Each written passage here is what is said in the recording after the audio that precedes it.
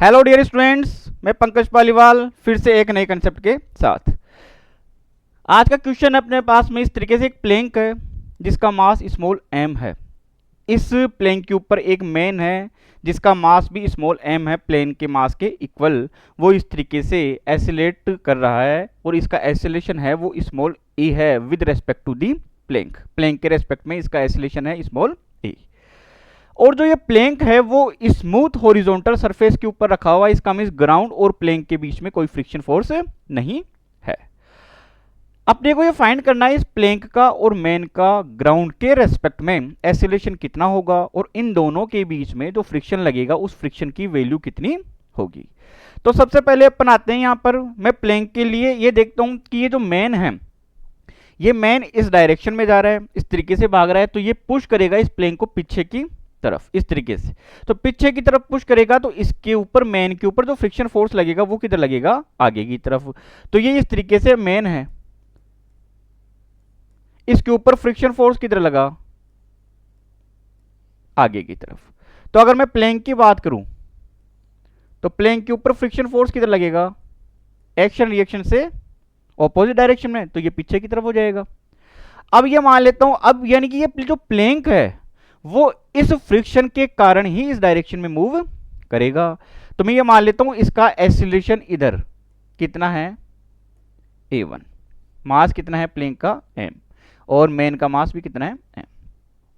और ये a1 क्या है, acceleration of plank with respect to the ground. तो मैं इसको ऐसे लिख सकता हूं, acceleration of plank with respect to ground कितना हो गया, a1।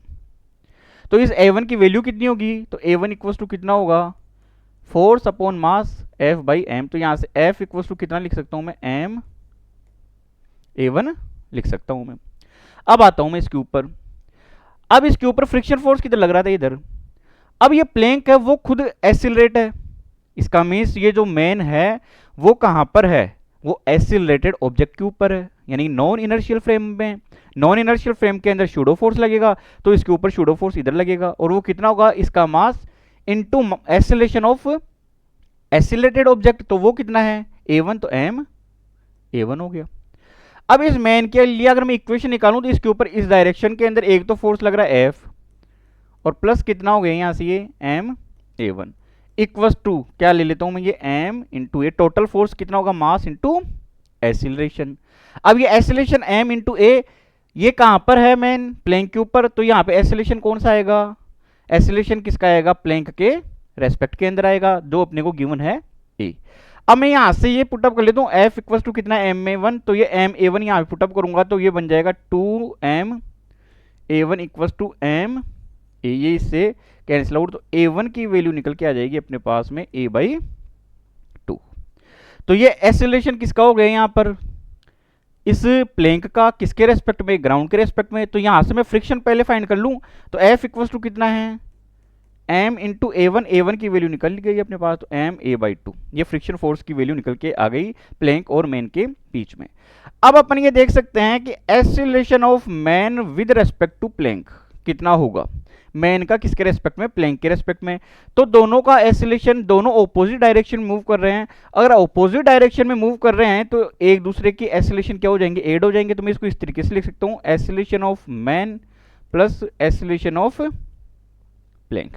और ये दोनों किसके रेस्पेक्ट में हैं, ग्राउंड के रेस्पेक्ट में हैं। Acceleration of man with respect to plank वो अपने को क्वेश्चन में दे दिया ए। अब यहां से जो प्लेंक है एपीजी, प्लेंक का ग्राउंड के रेस्पेक्ट में कितना मान लिया था अपन ने, a1, और उसकी वैल्यू कितनी निकल के आ गई, a बाई 2। तो acceleration of man with respect to ground plus acceleration of plank with respect to ground कितना आ गया, a बाई 2 आ गया यहां से। तो acceleration of man with respect to ground ये कितना निकल के आ गया, a बाई